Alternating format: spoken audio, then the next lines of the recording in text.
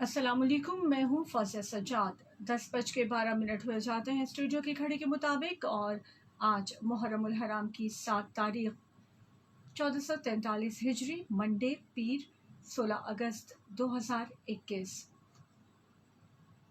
محرم الحرام کے حوالے سے خصوصی ٹرانسمیشن میں اشرائے فاروق و حسین رضی اللہ تعالیٰ عنہ آپ سماعت فرما رہے ہیں۔ روزانہ ہمارے ساتھ گیسٹ موجود ہوتے ہیں جو اس حوالے سے بات کرتے ہیں۔ آج بھی میرے ساتھ گیسٹ موجود ہیں۔ پروفیسر مفتی سجاد احمد جلالی صاحب ہیں، لیکچرر ہیں سپیریئر کالج کھاریا کے، خطیب ہیں مرکزی جامعہ مسجد جنڈا والا کے۔ السلام علیکم۔ وعلیکم السلام۔ مفتی صاحب، عشرہ جو ہے اور محرم کا مہینہ کے جو زمانہ جاہلیت میں بھی مقدس اور محترم مہینہ تھا، تو پہلے تو اس کی حرمت کے حوالے سے بات بتا دیجئے، اور سیکنڈ امپورٹنٹ آج کا ٹاپک جو وہ بھی سننے والوں کو دیکھنے والوں کو بتاتی چلو کہ آج بات ہوگی اہل بیت سے محبت کے حوالے سے۔ تو محرم کی جو تقدس ہے، محرم کا جو احترام ہے، اس کے حوالے سے بتائیں، اور اس کے بعد پھر ہم شروع کریں گے اہل بیت جو آج کا ٹاپک ہے ہمارا، ان سے محبت۔ بسم اللہ الرحمن الرحیم۔ سب سے پہلے FM 97 کی پوری ٹیم کا آپ کا بہت مشکور ہوں کہ آپ نے بات کرنے کا موقع دیا۔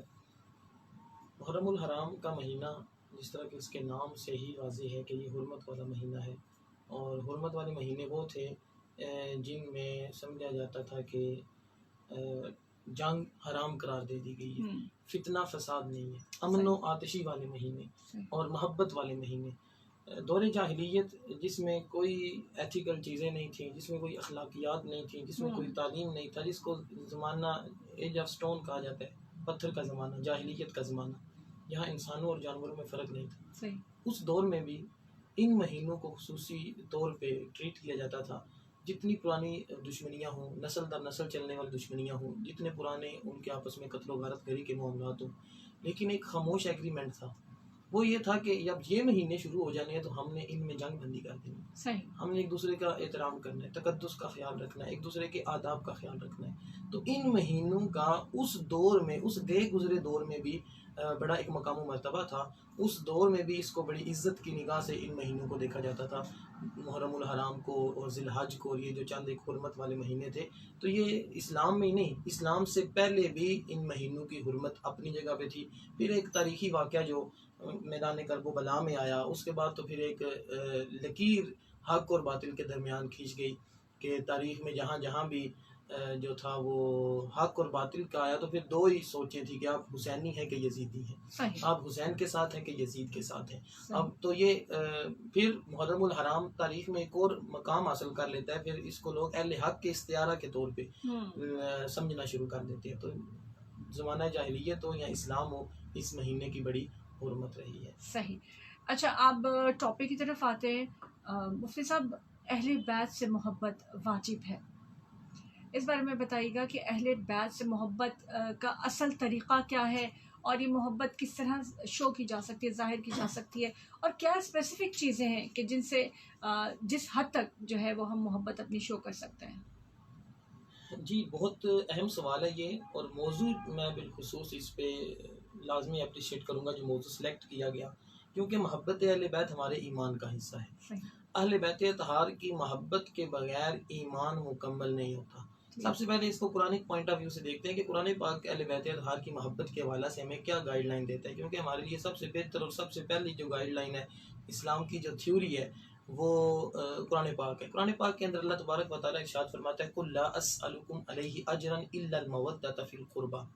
اے نبی، اپنی امت کو بتا دیجئے، انسانیت کو بتا دیجئے، لوگوں کو بتا دیجئے، لا أَسْأَلُكُمْ عَلَيْهِ أَجْرًا، whatever I did for you، جو کچھ بھی میں نے تمہاری خاطر کیا، میں اس پہ کچھ بھی تم سے ڈیمانڈ نہیں کر رہا۔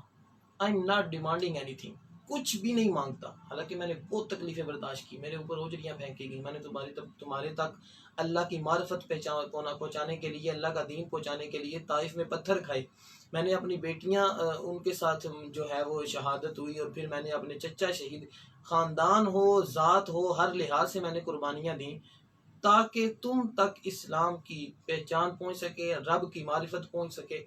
اس سب کے بدلے میں تم سے کیا ریوارڈ مانگتا ہوں؟ کیا میں تم سے فائنینشلی کوئی فائدہ چاہتا ہوں، چاہے میں تمہیں کوئی پولیٹیکلی تم سے کوئی چیز مانگتا ہوں کہ مجھے حکمران بنا دو، سیاست میں میرا بڑا اہم رول ہو جائے، فرمایا نہیں، کچھ بھی نہیں چاہیے، لیکن صرف ایک چیز مانگتا ہوں۔ یہ قرآن پاک، اے نبی اپنی امت سے کہہ دیجئے، لوگوں سے کہہ دیجئے، لا اسألکم علیہ اجرا، میں اپنی تبلیغ کے عوض تم سے کچھ بھی نہیں مانگتا، الا المودۃ فی القربہ، صرف ایک چیز مانگتا ہوں کہ میرے بعد تم نے میری اہل بیت سے محبت کرنی ہے۔ تو یہ رسول اللہ صلی اللہ علیہ وسلم کی واحد جو ہے وہ ڈیمانڈ ہے، اونلی ڈیمانڈ جو انہوں نے اپنی امت سے کی ہے وہ یہ ہے کہ میرے بعد میری اہل بیت اطہار، میرے قربا جو میرے قریبی ہیں، ان سے تم نے محبت کرنی ہے، ان سے تم نے الفت کے جذبات رکھنے ہیں، ان کا ادب و احترام کرنا ہے۔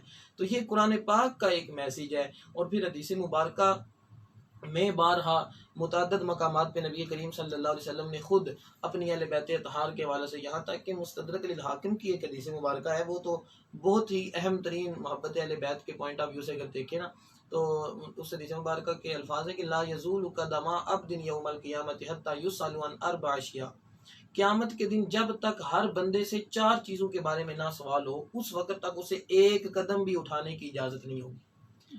انڈیویجولی ہر بندے کو اللہ تبارک و تعالیٰ اپنے سامنے کھڑا کرے گا اور 4 باتیں پوچھے گا، جب تک ان 4 کا آنسر نہیں ہو جاتا اس بندے کو قیامت کے دن پہلا سٹیپ اٹھانے، قدم اٹھانے کی اجازت نہیں ہوگی، آگے سے ہٹ ہی نہیں سکتا، اور ہر ایک بندے سے انڈیویجولی 4 سوال ہونے ہیں۔ نبی کریم صلی اللہ علیہ وسلم سے پوچھا گیا کہ وہ کون سی 4 چیزیں ہیں، فرمایا ان امورہ فیما افناہ، پہلا سوال ہوگا کہ تم نے عمر کن کاموں میں گزاری، وان شبابہ فیما ابلاہ، جوانی کے بارے میں ہوگا کہ جوانی کس انداز میں گزاری، وان مالہ من این اکتسبہ وفیما انفقہ، مال کے بارے میں سوال ہوگا کہ مال کمایا کہاں سے، مال خرچ کہاں پہ کیا۔ اب یہ تینوں چیزیں ایسی ہیں کہ ان پہ اگر ان کو ایکسپلین کیا جائے تو بہت لمبی بات ہو جائے گی، لیکن میں سکپ کرتے ہوئے اپنے اصل ٹاپک کی طرف آتا ہوں۔ چوتھے نمبر پہ نبی کریم صلی اللہ علیہ وسلم نے فرمایا وان محبتنا اہل البیت، چوتھے نمبر پہ سوال ہوگا کہ تم دنیا میں اہل بیت سے محبت کرتے تھے یا نہیں کرتے تھے۔ تو یہ اہل بیت اطہار کی محبت بروز محشر ہماری بخشش و مغفرت کا ذریعہ ہے، بلکہ ہمارے سروائیو کرنے کے لیے جو پہلی چیز ضروری ہے، جس کے بغیر قیامت کے دن ہم سروائیو ہی نہیں کر سکتے، ہم پہلا قدم ہی نہیں اٹھا سکتے، اگلی منازل تو بہت دور کی بات ہے، تو پہلا قدم اٹھانے کے لیے ہی ہمیں اہل بیت اطہار کی محبت بڑی ضروری ہے۔ اور جہاں تک بات کی آپ نے کس حد تک، میں آگے چل کے محبت اہل بیت کے حوالے سے مزید باتیں حدیث مبارکہ بھی ذکر کروں گا، جہاں تک آپ نے بات کی کہ حد کون سی ہے، کس لیمٹ تک ہم جا سکتے ہیں، تو یہ بات بڑی، یہ بھی اہم سوال ہے، کیونکہ ہر ایک چیز کی لیمٹ ہوتی ہے، اس لیمٹ کو ہم نے آگے کراس نہیں کرنا، کیونکہ وہاں پہ جا کے اسلام افراط و تفرید سے پاک مذہب ہے۔ افراط و تفرید سے پاک مذہب کا یہ ہے کہ آپ اتنا بھی کام، جس طرح کہ مولا کائنات حضرت علی المرتضیٰ کرم اللہ وجہہ الکریم، آپ کا ایک فرمان عالی شان ہے کہ حضرت عیسیٰ علیہ السلام کی وجہ سے 2 گروہ جہنم میں گئے تھے۔ ایک وہ گروہ تھا جنہوں نے انہیں ماننے سے انکار کر دیا تھا اور معاذ اللہ قتل کی کوشش کی تھی، جو یہودی تھے، وہ بھی جہنم میں گئے۔ ایک ان کی محبت میں اتنے غلو کرنے والے تھے کہ جنہوں نے نبی سے آگے بڑھا کر انہیں معبود بنا لیا تھا، تو وہ 2 گروہ حضرت عیسیٰ کی وجہ سے فرمایا ہلاک ہوئے۔ میری مثال بھی عیسیٰ والی ہے، میری وجہ سے بھی 2 لوگ ہلاک ہوں گے، 2 طرح کے لوگ ہلاک ہوں گے۔ ایک وہ جو میرا انکار کر دیں گے، جن کے دل میں بغض ہوگا، میرا ذکر آنے سے جن کے ماتھے پہ شکن پڑ جائیں گے، جو مجھ سے بغض کے اطوار رکھیں گے، جو مجھے گالی گلوچ معاذ اللہ یا اہل بیت اطہار سے معاذ اللہ سینے میں کینہ، وہ بندہ مومن نہیں ہو سکتا۔ اور دوسرا وہ جو میری محبت میں غلو کر جائیں گے، جو مجھے میرے مقام سے آگے بڑھا دیں گے، جو مجھے انبیاء سے افضل قرار دے دیں گے۔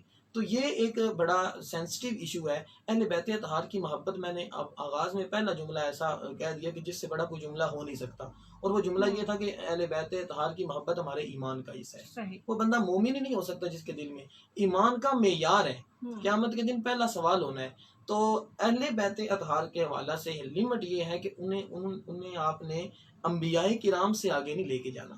وہ جس بندے کو بھی کائنات میں جس چیز کو بھی عزت ملی ہے وہ نسبت مصطفیٰ صلی اللہ علیہ وسلم سے ملی ہے۔ حضور کے ساتھ وہ اٹیچ ہوئے۔ اب حضور کے کتنے چچا ہیں، متعدد آپ کے خاندان کے اندر ہیں جو آپ کے چچا بنتے ہیں رشتے میں، لیکن کسی کو وہ مقام و مرتبہ حاصل نہیں ہے جس کو سید الشہداء امام حضرت امیر حمزہ رضی اللہ تعالیٰ عنہ، حضرت عباس رضی اللہ تعالیٰ عنہ کو جو مقام حاصل ہوا۔ یہ تو باقی بھی اہل بیت، یہ تو باقی بھی خاندان والے، لیکن عزت ہے اسلام کی وجہ سے، عزت ہے حضور کے ساتھ جڑ جانے کی وجہ سے، تو وہ لمٹ ہے نا جو کہ معاذ اللہ انبیاء سے افضل قرار دے دینا، اس میں قدرے ہمیں اپنے پوائنٹ آف ویو کو ریویو کرنے کی ضرورت ہے۔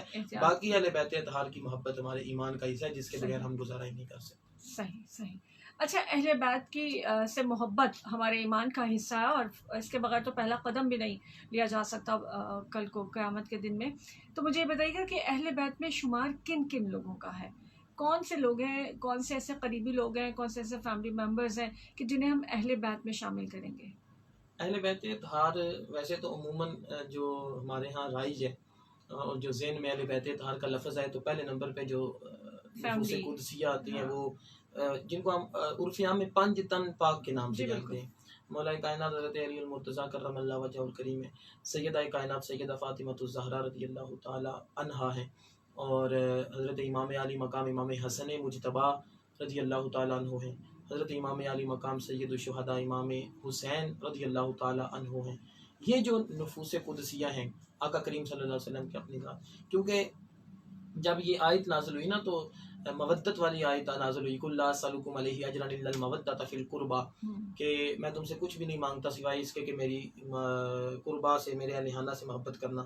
تو اس وقت حضور نے ایک چادر لی اور اس چادر کے اندر حضرت مولا کائنات حضرت سیدہ کائنات حضرت امام علی مقام اور امام حسن مجتبیٰ اور امام حسین کو اس چادر میں لے کر اوپر چادر دے کے آپ نے ایک دعا فرمائی تھی، اللہم ہؤلاء اہل بیتی، اے اللہ یہ میرے اہل بیت ہیں، میں ان سے محبت کرتا ہوں، اللہ تعالیٰ تو بھی ان سے محبت کر، اور جو ان سے محبت کرتے ہیں اے اللہ تو ان سب سے محبت فرما۔ یہ تو ایک تھی انیشل چیز، یہ تو انڈرسٹوڈ ہے، ہر بندے کو پتہ ہے کہ یہ اہل بیت اطہار کے نفوس قدسیہ ہیں، لیکن اہل بیت کی لیمٹ یہ نہیں ہے۔ قرآن پاک کے اندر متعدد مقامات پہ بیت کا لفظ ازواج مطہرات کے لیے، بلکہ سورہ احزاب میں ایک آیت ہے انما یرید اللہ لیذھب عنکم الرجس اہل البیت، اللہ تعالیٰ چاہتا ہے کہ اے نبی آپ کے اہل بیت سے ہر ناپاکی کو، ہر نجاست کو، ہر غلاظت کو دور کر دے اور انہیں خوب پاک کر دے، پاک ستھرا صاف کر دے، انہیں اعلیٰ کر دے، انہیں مزکا کر دے، انہیں ستھرا کر دے۔ یہ اہل بیت کی شان میں آیت نازل ہوئی۔ اب اس آیت کا پورا آپ سیاق و سباق دیکھیں، اس سے پہلی آیت دیکھیں، اس کے بعد والی آیت دیکھیں، یہ سورہ احزاب کی آیت ہے 22ویں پارے کی۔ اس پوری صورت کے اندر جو بات کی جا رہی ہے، مخاطب کیا جا رہا ہے، وہ ازواج مطہرات رضی اللہ تعالی عنہن کو کیا جا رہا ہے۔ حضور کی ازواج، حضور کی بیویاں اہل بیت کے اندر شامل ہیں۔ حضور کی جملہ اولاد، آپ کی 4 بیٹیاں تھیں، آپ کے 3 بیٹے تھے، وہ سارے اہل بیت اطہار۔ حضور کے وہ چچا جو اسلام لائے، حضرت حمزہ حضرت عباس ہیں، وہ اہل بیت اطہار میں شامل ہیں، اور حضور کی سیدہ کائنات سیدہ فاطمہ الزہرا کا گھرانہ تو ویسے ہی اس کے اندر شامل ہے۔ اس کے علاوہ قرآن پاک میں اہل کا لفظ یا آل کا لفظ دوستوں کے لیے استعمال ہوا ہے۔ مثال کے طور پہ آل فرعون، فرعونیوں نے یہ کام کیا، قرآن پاک میں آل فرعون ہے، اس میں فرعون کی اولاد مراد نہیں ہے، اس کے اندر فرعون کے کمپینینز مراد ہیں، فرعون کے ساتھی مراد ہیں۔ تو اہل بیت اطہار کا اگر وسیع پیمانے میں اگر جائزہ لیا جائے تو اس میں ہمارے دوست احباب نبی کریم صلی اللہ علیہ وسلم کے صحابہ کرام بھی آتے ہیں، لیکن جو اہل بیت اطہار ہیں ان میں ازواج مطہرات ہیں، ان میں نبی کریم صلی اللہ علیہ وسلم کی اولاد پاک ہے، آل پاک ہے، سیدہ کائنات کا گھرانہ ہے۔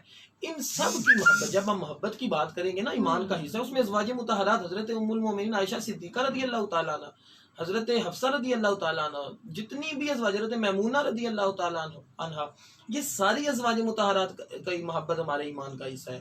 ان سارے نبی کریم صلی اللہ علیہ وسلم کے اہل بیت اطہار کے جتنے بھی نفوس قدسی ہیں ان کو پھر ہم لمیٹڈ نہیں کریں گے، ان کو اتنا دائرہ تنگ نہیں کریں گے، پھر اس کو ہم قدر وائز طریقے سے، قدر اس کو اوپنلی ہم دیکھیں گے کہ ان سب کی محبت ہمارے دل میں ہونی چاہیے۔ صحیح صحیح۔ احادیث کی روشنی میں ذرا بتائیے گا سر کہ اہل محبت، اہل جو بیت ہیں ان سے محبت کا اجر کیا ہے، یا اہل بیت سے محبت کا کس طرح سے کہا گیا؟ میں پہلے بھی ایک حدیث مبارکہ کوٹ کی، میں مزید ایک حدیث مبارکہ یہاں پہ کوٹ کرنا چاہوں۔ نبی کریم صلی اللہ علیہ وسلم نے ارشاد فرمایا، میری اہل بیت کی مثال، میری اہل بیت کی مثال سفینہ نوح، حضرت نوح علیہ السلام کا جو تھا نا کشتی، اس کشتی کی مثال ہے۔ میری اہل بیت کی مثال سفینہ نوح والی ہے، کشتی نوح والی۔ اب کشتی نوح کا کیا معاملہ تھا؟ کشتی نوح کا معاملہ یہ تھا کہ اس وقت کائنات میں جتنی چیزیں موجود تھیں، جب طوفان آیا، جب سیلاب آیا، سب کچھ بہہ گیا. قرہ ارض پہ جو چیز تھی سب جو ہے وہ نیست و نابود ہو گئی. صرف وہ بچی چیزیں جو حضرت نوح علیہ السلام کی کشتی میں سوار ہو گئی. تو فرمایا میری اہل بیت کی مثال سفینہ نوح والی ہے، حضرت نوح علیہ السلام کی کشتی والی ہے. یہ حضور کا فرمان ہے کہ جو اس کے اندر سوار ہو گیا، جو اس کے اندر بیٹھ گیا، جس نے ان سے محبت کر لی، جس نے اس کے ساتھ اپنا میری اہل بیت کے ساتھ تعلق مضبوط کر لیا، وہ نجات پا جائے گا.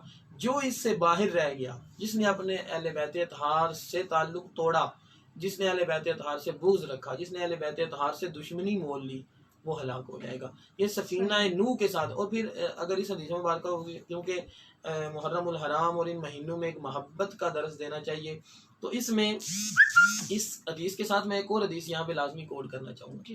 نبی کریم صلی اللہ علیہ وسلم نے فرمایا اصحابی کالنجوم فبأیہم اقتدیتم اہتدیتم.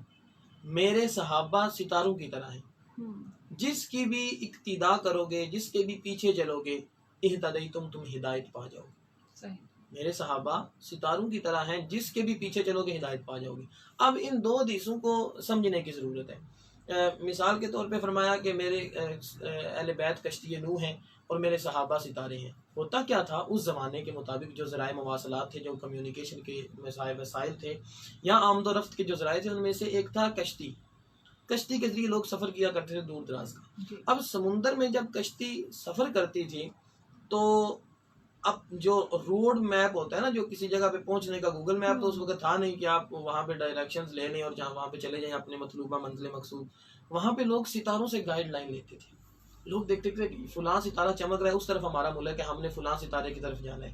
اس ستارے کو سامنے رکھ کے لوگ اپنے سفر کے سمت کا تعین کرتے تھے کہ ہم نے اپنی کشتی کس طرف لے کے جانی ہے. تو کشتی کا بیڑا پار ہونا اور کشتی کو پار منزل مقصود تک پہنچنے کے لیے جہاں مسافروں کے لیے کشتی ضروری تھی، وہاں پہ ستارہ بھی ضروری تھا کہ جس کو دیکھ کے وہ گائیڈ لائن لیتے تھے. تو نبی کریم صلی اللہ علیہ وسلم نے فرمایا میرے صحابہ ستارے ہیں، ان کے پیچھے چلو گے ہدایت پا. اور میری اہل بیت جو ہے وہ سفینہ نوح ہے، وہ جو ہے وہ نوح علیہ السلام کی کشتی ہے. اب ایٹ اے ٹائم آپ نے کشتی میں بھی سوار ہونا ہے، آپ نے گائیڈ لائن ستارے سے بھی لینی ہے. یعنی آپ کے دل میں محبت اہل بیت بھی ہوگی اور آپ کے دل میں محبت صحابہ بھی ہوگی. جب یہ دو چیزیں، دونوں کی محبت آپ کے دل میں ہوگی، پھر آپ کا بیڑا پار ہے. وہ ایک شعر بھی ہے مولانا احمد رضا خان صاحب کا کہ جو ہے وہ ہمارا بیڑا پار ہے کیونکہ صحابہ حضور نجم ہے اور ناؤ ہے عطرت رسول اللہ کی.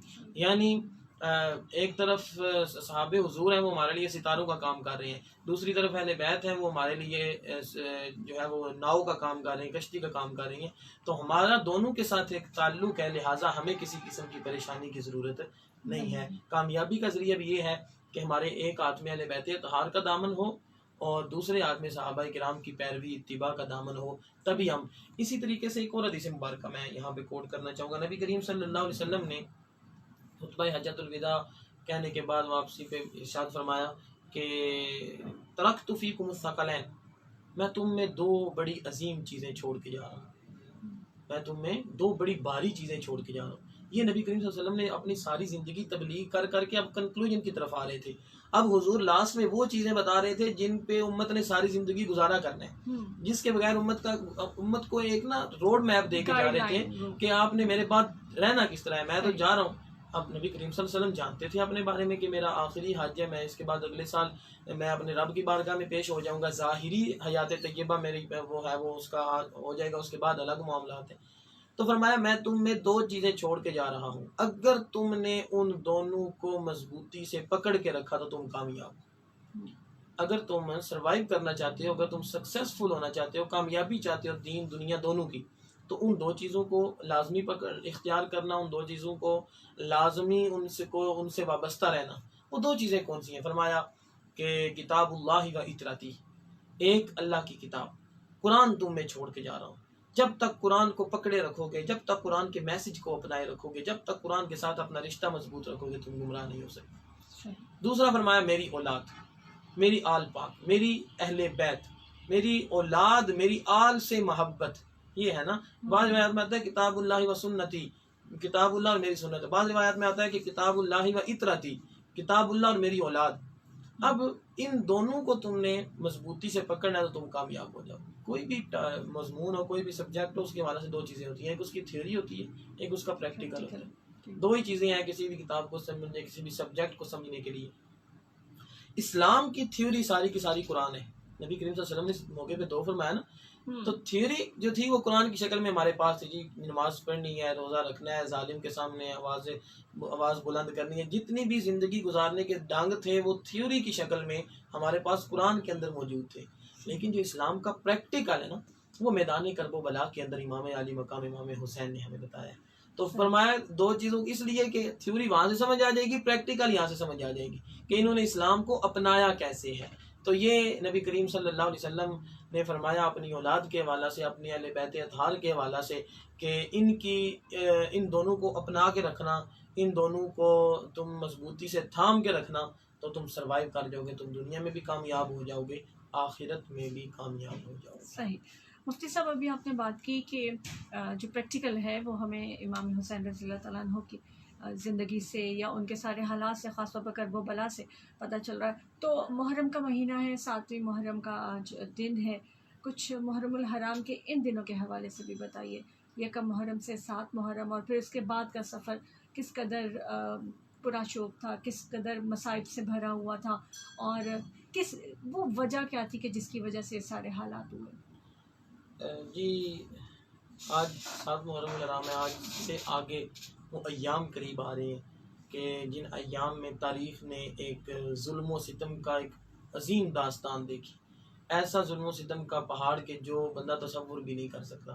بالخصوص 7 محرم الحرام، کیونکہ خاندان نبوت محرم کے آغاز سے ہی میدان کرب و بلا میں خیمہ زن ہو چکا تھا، ڈیرے ڈال چکا تھا، اور جو ہے نا وہ ٹیبل ٹاک کے مختلف سیشن جاری تھے، مذاکرات جاری تھے، جو ابن زیاد نے اپنے نمائندے بھیج رکھے تھے اہل بیت اطہار کا رستہ روکنے کے لیے. اس سے پہلے میں آپ کو بتاتا چلوں کہ حضرت امام علی مقام امام حسین کے ساتھ ٹوٹل 72 نفوس قدسیہ تھے خاندان نبوت کے اور اولاد صحابہ میں سے. 72 لوگ موجود تھے. اس کے مقابلے میں 10,000 آئے. پھر اس نے واپس بھیجا اس کو کہ اور ہمیں چاہیے لوگ. 10,000 اور آئے، 30,000، 40,000 جب لوگ ہو گئے تو پھر میسج کیا کہ ہمیں مزید بندے چاہیے. تو ادھر سوال ہوا کہ 72 لوگوں کے لیے 40,000 کا میں ایک آرمی فورس تم دے چکا ہوں فل. ان کے پاس اپنے دور کے اکارڈنگ جدید ترین اسلحہ موجود ہے، ہر چیز موجود ہے، تو پھر اب مزید ڈیمانڈ آ رہی ہے. تو آپ لوگ یہ تو جانتے ہیں کہ وہ 72 ہیں، لیکن آپ لوگ یہ نہیں جانتے کہ وہ علی کی اولاد ہے، وہ مولا کائنات کی اولاد ہے. ان میں سے ایک جو ہے وہ 10,000 پہ باری ہے. میں تو علی اکبر دیکھ کے ہمارے پسینے چھوٹ جاتے ہیں، تو وہ تو ان میں سے تو 72 خاندان نبوت کے لوگ ہیں.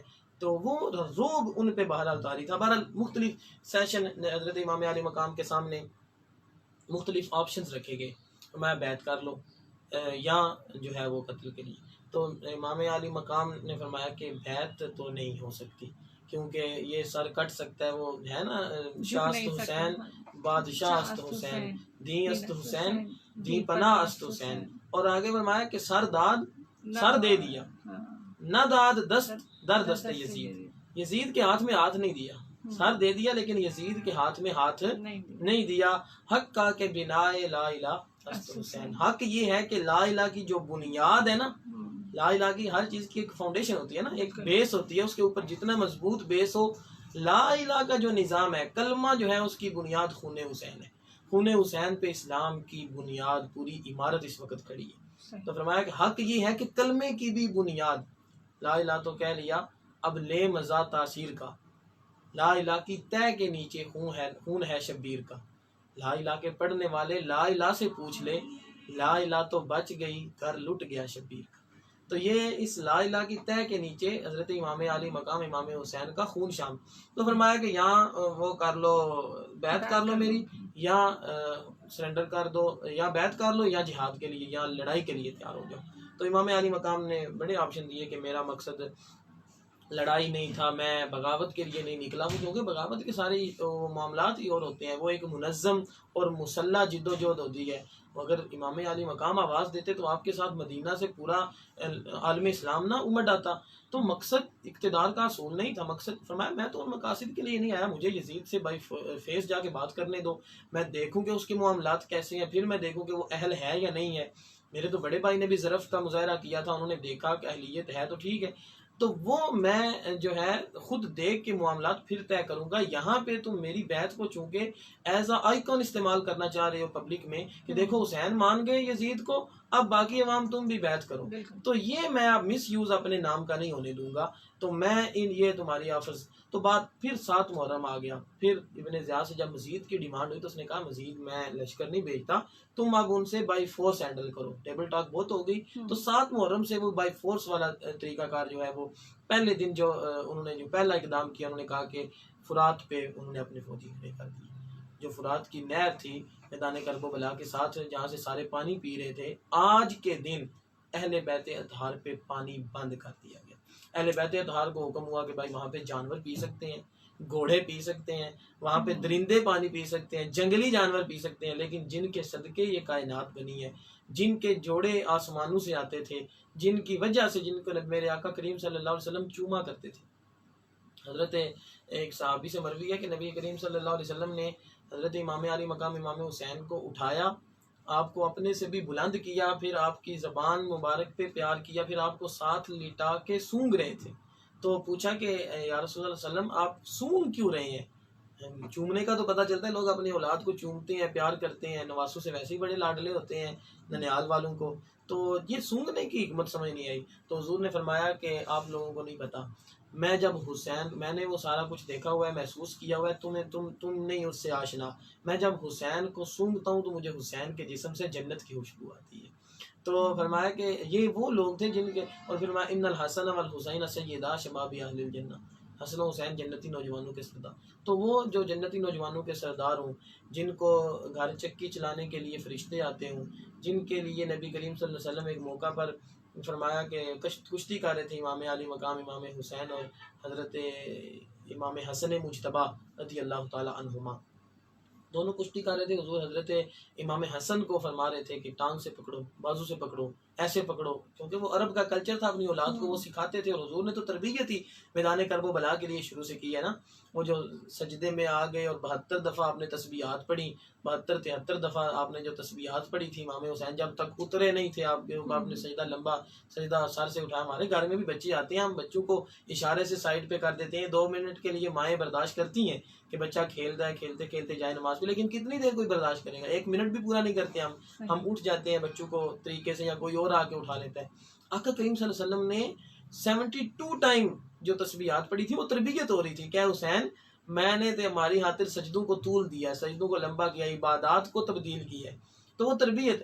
بات یہ عرض کر رہا تھا کہ امام علی مقام امام حسین کو جو تربیت کی ہوئی تھی، وہ سارا معاملہ یہاں پہ آ کے ان سارے جانوروں کے لیے تو پانی الاؤ تھا، لیکن اہل بیت اطہار جو اتنی عظیم مقام و مرتبے، یزیدی فوج نے، شمر نے اور اس کے جو جتنے بھی چیلے چماٹے تھے، انہوں نے آ کے کہا کہ آج کے بعد پانی نہیں آپ پی سکتے، اور یہاں سے وہ سفر شروع ہوا۔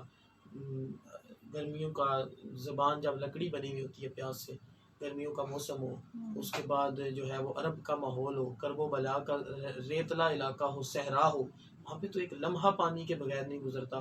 تو خاندان نبوت نے پانی کے بغیر پھر 1 دن 2 دن 3 دن کے وہ پیاسے تھے جب 10 محرم الحرام تک بات پہنچی۔ تو یہ سختی والا اور بائی فورس حضرت امام علی مقام کو منوانے کی جو پریکٹیکل شروع ہوا نا آغاز، وہ آج کے دن سے ہوا تھا۔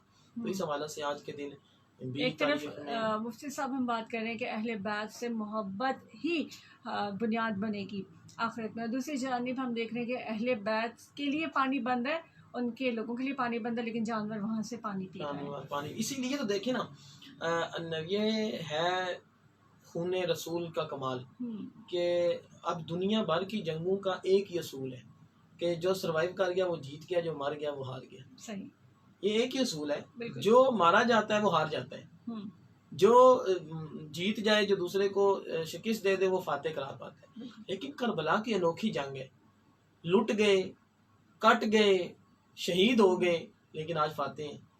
یزید کے نام کو انہوں نے گالی بنا دیا، یزید کا نام کوئی لینا پسند نہیں کرتا. امام حسین کا نام آج بھی زندہ ہے. تو یہ جو ہے نا فتح اور شکست کا سارا ڈیفینیشن ہی امام علی مقام نے تبدیل کر دی. صحیح صحیح. اور اس سے بڑھ کے شکست کیا کہ یزید تھا، حسین ہے. سب سے بڑی شکست یہ ہے یزید کو کہ اس کی سوچ مٹ گئی، اس کی فکر مٹ گئی، اس کا نظام تل پٹ ہو گیا، اس کا سب کچھ ختم ہو گیا. امام علی مقام آج بھی جرأت و بہادری کا. میں ایک جگہ پہ پڑھ رہا تھا نیلسن منڈیلا کا ایک انٹرویو. اس نے افریقن جو امریکہ کے اندر اور دیگر ملکوں کے اندر جو بلیک لوگ ہیں نا، کالے، ان کے حقوق کے دفاع کے لیے ایک موومنٹ چلائی ہے بہت بڑی. ان کا ایک رہنما تھا نیلسن منڈیلا. اس نے کہا کہ گورے جو ہیں وہ وائٹ پیپل، وہ بلیک کے ساتھ زیادتیاں کرتے ہیں اور ان کو مساوی حقوق نہیں دیتے، برابر کا شہری نہیں سمجھتے. اور ان کے حقوق کے لیے، ان کے رائٹس کے لیے اس نے اسٹرگل کیا اور ساری زندگی جیلوں میں بھی گیا اور سارا کچھ. میں اس کی ایک بات پڑھ رہا تھا. نیلسن منڈیلا نے کہا ایک موقع پہ کہ میں جب جیل میں تھا نا، تو جب کبھی میری ہمت ٹوٹنے لگتی تھی کہ یار کیا میں کیوں فضول میں زندگی اپنی تباہ کر رہا ہوں، میں بھی جا کے اپنے بچوں کے ساتھ رہوں، گھر والوں کے ساتھ. تو جب کبھی بھی کہتے ہیں میری ہمت ٹوٹنے لگتی تھی تو میرے ذہن میں امام حسین کا کردار آ جاتا تھا اور ان کو سوچ کے مجھے ایک نیا ولولہ ملتا تھا، نئی انسپائریشن ملتی تھی. تو امام علی مقام نے تو ایک دنیا کا نظام ہی تبدیل، یہ وجہ تھی کیونکہ ان لوگوں نے خون رسول کا حیا نہیں کیا. تو آج اگرچہ وہ کلمہ گو تھے لیکن لوگ ان کو اچھا نہیں سمجھتے، وہ ظلم کا استعارہ بن گئے، وہ بربریت کا نشانی، ایک اس کا علم بن گئے، ایک نشانی کہ جب بھی ظلم کی بات ہو تو کہتے ہیں جی یہ تو یزیدیوں والا کام کر رہے ہیں، لعنت کے مستحق، وہ لعنت کے مستحق بات ٹھہر گئے. تو یہ ہے ایک اہل بیت اطہار کے بغض کی وجہ، دشمنی کی وجہ سے کہ انہوں نے کس انداز میں ان کو گالی بنا دیا ان کے نام کو. امام علی مقام، امام حسین کا نام آج بھی زندہ ہے اور ہمیشہ زندہ رہے گا. اور امام علی مقام کے وہ جو ہے نا وہ بڑا مشہور شعر ہے کہ قتل حسین اصل میں مرگ یزید ہے. اب یہ بچے کو یاد ہے لیکن اس کے مفہوم پہ کبھی ہم نے غور نہیں کیا. ہوا قتل حسین کا ہے، شہید حسین، لیکن مار یزید گیا ہے. کیونکہ انسان کی موت نہیں موت ہوتی ہے نظریے کی موت. ہمیں تو عقیدہ یہ سکھایا گیا نا کہ وَلَا تَقُولُوا لِمَن يُقْتَلُ فِي سَبِيلِ اللَّهِ أَمْوَاتٌ، جو اسلام کے راستے میں شہید ہو جائیں، جو اللہ کی راہ میں شہید ہو جائیں، انہیں تم نے مردہ نہیں کہنا، تم نے یہ نہیں کہنا کہ وہ مر گئے. تو ہمارے نزدیک تو زندگی اور موت کا ڈیفینیشن ہی اور ہے. مر وہ جاتا ہے جس کا نظریہ مر جائے، جس کی سوچ مر جائے. تو فرمایا کہ قتل حسین اصل میں مرگ یزید ہے. اسلام زندہ ہوتا ہے ہر کربلا کے بعد. یعنی کربلا، جب بھی اسلام کو زندہ آپ نے کرنا ہے تو آپ کو ایک کربلا سے گزرنا پڑے گا. جب بھی اسلام کو آپ نے ریوائیو کرنا ہے، جب بھی اسلام کی جسم کے اندر نئی روح پھونکنی ہے تو آپ کو کربلا جیسی مصیبتوں سے گزرنا پڑے گا. تو امام علی مقام نے ان مشکلات سے، ان پریشانیوں سے گزر کے اسلام کو نئی زندگی دی ہے، اسلام کو نیا میسج دیا ہے. جو حدیث مبارکہ ہے نا کہ حسین منی وانا من الحسین، حضور نے فرمایا حسین مجھ سے ہے اور میں حسین سے ہوں. اب اس حدیث مبارکہ کی تشریح میں محدثین نے یہ سوال اٹھایا ہے کہ حسین نو منی، یہاں تک بات انڈرسٹینڈیبل ہے، یہاں پہ بات قابل فہم ہے، یہاں پہ بات سمجھ آتی ہے. حسین منی کہ I am from, Hussain is from me, Hussain مجھ سے ہے. کیوں؟ نبی کریم صلی اللہ علیہ وسلم سے سیدہ کائنات ہے اور سیدہ کائنات سے آگے امام علی مقام ہے. تو وہ مجھ سے پیدا ہوئے، میری نسل سے ہے وہ، یہاں تک تو بات انڈرسٹینڈیبل ہے. وَأَنَا مِنَ الْحُسَيْن کا کیا چکر ہے؟ میں حسین سے ہوں، نبی کریم صلی اللہ علیہ وسلم حسین سے کیسے ہو سکتے ہیں؟ تو اس کا جواب علماء کرام نے دیا کہ میں حسین سے ہوں، مطلب یہ کہ میرا دین حسین کی وجہ سے زندہ ہوگا. میرا دین جو اپنی شکل بگاڑنے کو تھا، لیکن آپ یزید کی فکر کا مطالعہ کریں، یزید کے لائف سٹائل کو آپ دیکھیں تو آپ حیران رہ جائیں گے. مقدس رشتوں کے ساتھ نکاح کو وہ جائز سمجھتا تھا. یعنی وہ محرم رشتے، وہ مقدس رشتے، بہن بھائی کا رشتہ ہے، ماں بیٹے کا رشتہ، ان کے ساتھ وہ کہتا تھا کہ انسان معاذ اللہ ثم معاذ اللہ نقل کفر نباشد، وہ جنسی تعلقات قائم کرنے کو جائز سمجھتا تھا، وہ شراب پینے کو جائز. اس کی وجہ سے مسجد نبوی میں اذانیں اتنے دن نہیں ہوئی. مسجد نبوی کے مقدس صحن میں، وہ کائنات کی جو عظیم ترین جگہ ہے قرہ ارض میں، جس کے بارے میں فرمایا کہ یہ جگہ تو وہ ہے جو دجال کے فتنے سے بھی محفوظ رہے گی، جن کے بارے میں حضور نے فرمایا کہ میرے گھر اور میرے ممبر کے درمیان جو جگہ ہے وہ روضۃ من ریاض الجنہ ہے. اس جگہ پہ اس نے گھوڑے باندھے اور گھوڑوں کی غلاظت میں مسجد نبوی کے صحن میں اس کی وجہ سے رہی. تو اس بدبخت انسان وہ یزید یا جو ایسا انسان تھا اس کے سامنے امام علی مقام کیسے یہ کر سکتے تھے. تو اس سارے نظام کو اس کے سامنے اسلام کو جو دوبارہ قائم کیا، اسلام کے نظام کو دوبارہ زندہ کیا، وہ امام علی مقام نے کیا. اور یہ وہ مانا تھا کہ انا من الحسین، میں حسین سے، یعنی ایک موقع آئے گا کہ میرا دین حسین کی وجہ سے زندہ ہوگا. یہ ہے اسلام زندہ ہوتا ہے ہر کربلا کے بعد. صحیح.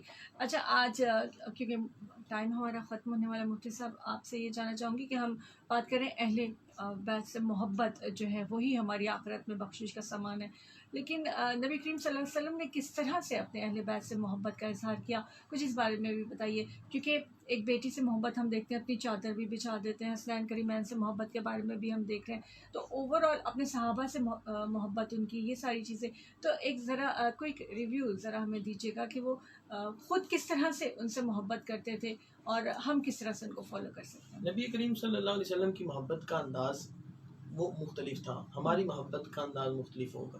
وجہ یہ ہے کہ وہ ایک لیڈنگ رول پہ تھے، وہ ایک سربراہ کے طور پہ تھے. انہوں نے اپنی بیٹی کے لیے محبت کی، کس انداز میں کی کہ فرمایا کہ قیامت کے دن جب فاطمہ آئے گی تو اہل محشر کو حکم ہوگا کہ اپنے گردنیں جھکا لو، محمد کی بیٹی آ رہی. انہوں نے اپنے ازواج سے محبت کی. فرمایا کہ جب ذبح گھر میں کوئی قربانی ہوتی، گھر میں کچھ بھی ہوتا ہے، فرمایا سب سے پہلے خدیجہ کی سہیلیوں کے گھر بھیج کے آؤ. ام المومنین حضرت خدیجہ الکبریٰ کے ساتھ اپنی ازواج مطہرات اہل بیت کے اندر شامل ہے نا، اپنی باقی بیٹیوں کے ساتھ محبت کی. اسی طرح اپنی اولاد حضرت امام علی مقام امام حسن مجتبیٰ، ان کو سونگا کرتے، ان کو چوما کرتے، ان سے بے انتہا.